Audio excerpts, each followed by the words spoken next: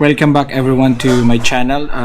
Today we're going to talk about how to formulate a fishbone analysis out from an educational problem, which will be the springboard in making our in conceptualizing our research problem. So, for instance, I'll be choosing a phenomenon which will talk about specifically on the difficulty of the college students in dealing with research subjects. So my phenomenon is going to be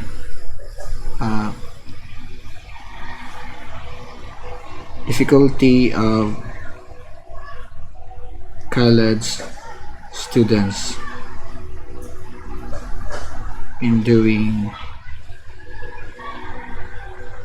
Okay, so that is my phenomenon.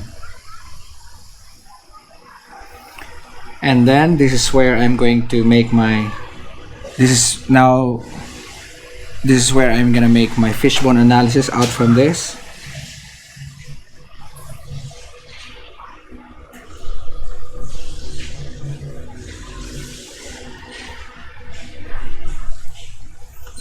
And I'm going to initially formulate my list of major causes. Now, as the researcher, you will have, of course, the immediate observation as to which factors or what factors are the direct contributory to that particular phenomenon. So, in my chosen phenomenon, I actually have here an attitude of the students which directly contributes to the difficulty of the college students in doing research. Some factors might be coming from the teaching competencies. Teachers teaching competencies. Some might be coming from school environment. Some would come from a different dimension or a different factor, maybe from the facilities or anything like that.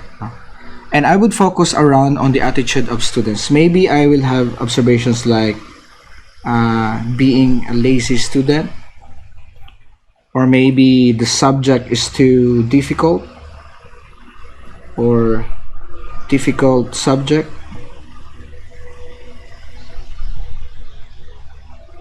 And then I'm gonna have more sub causes around this particular first factor, which is the attitude of students. So, and then I'm gonna complete all the set of factors and the other composition from teachers. Maybe I'll talk about the trainings of teachers and the from their side, what could be the hindrances of teachers in teaching the competencies in doing research. Do they have complete and proper trainings? Are the teachers being capacitated in the terms of doing research? Do they have research in the first place? And then I'm gonna talk about the other factors somewhere here. So that is the initial output of my fishbone analysis of this phenomenon, difficulty of college students in doing research. Now, the next thing I'm going to do is to ask around some experts in the school maybe, or my circle of friends who somehow has the idea on this particular topic. So maybe some of them would say, Clyde, maybe one of the major causes of difficulty of college students in doing research is, of course, not their anxiety towards the subject. Anxiety towards the subject. And I'm gonna complete all the other entries here, and I'm gonna supplement the other entries of the teacher's competencies as well, and my third and my fourth factors and variables here. And maybe I can add around somewhere here if I'll have another one, maybe a sixth factor, then maybe I can add somewhere here, and then complete it with the sub-causes that I can find from my friends, maybe from expert, from teachers in the field in depth ed, in senior high school maybe. And then after that, after I have asked around some of my friends and some of my colleagues about this particular topic, I'm gonna strengthen my entries with some citations from published researchers online, no? And I can just simply I can go to the Google Scholar page, and on the Google Scholar I'm gonna search on anxiety, maybe anxiety towards research,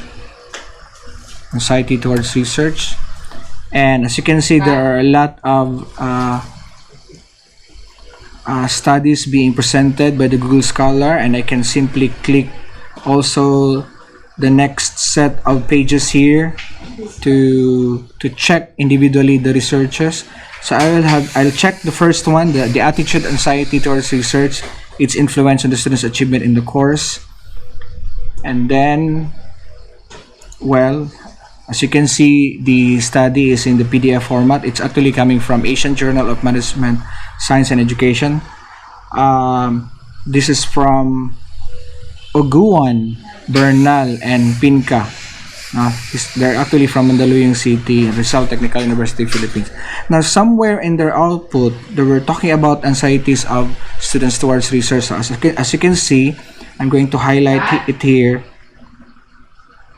So, students at the undergrad level usually tend to view research method courses negatively. Okay? Many records could show evidences of the students' negative attitudes towards research in relation to courses in statistics and mathematics. And then, that's according to Adams and Holcomb also. And there's another one here. There are problems which were believed to be associated with the negative attitudes to the students towards research. As you can see, there's another statement that says, there are problems which were believed to be associated with the negative attitudes of the students towards research, such as the difficulty of the subject itself, the number of workloads given to the students, and their anxiety towards the subject. So normally, those students who find research difficult and stressful develop greater anxiety, thus sacrificing their grades in the course. So that's according to these citations. So I'm just going to take the idea of Adams and Holcomb, 1986, and Weiss, 1985. So which says that many records could show evidences of the students' negative attitudes towards research in relation to courses in statistics and mathematics. So probably one of the reasons why the research subject is difficult, because it has something to do with statistics and mathematics. So I'm gonna take this idea coming from them, and I'm going to write it. I'm going to write it here in my under the anxiety towards the subject. So I'm going to write difficulty of the subject, difficult subject which is inclined with statistics and mathematics. And this is according to Adams and Holcomb, as mentioned by the study. Okay, so Adams and Holcomb, 1986. Adams et al. 1986. And then after that, I'm going to write some of the references here, and the reference that I took, the Adams et al. in 1986, is actually coming from the study of Oguan E, and then Bernal Merlin, and Pinca.